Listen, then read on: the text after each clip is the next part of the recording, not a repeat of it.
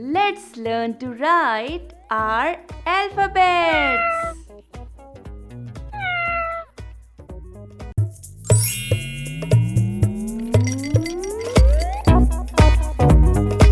Fun learning at home.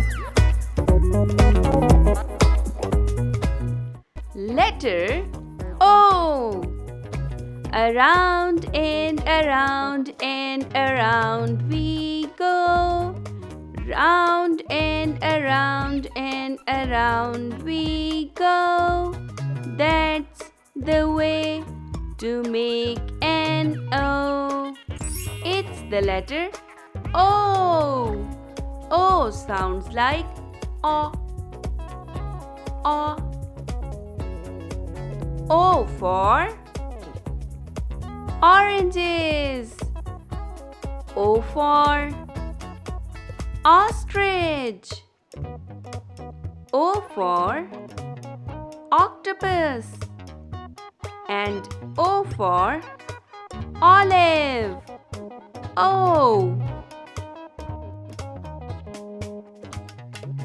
Well done, you little champs.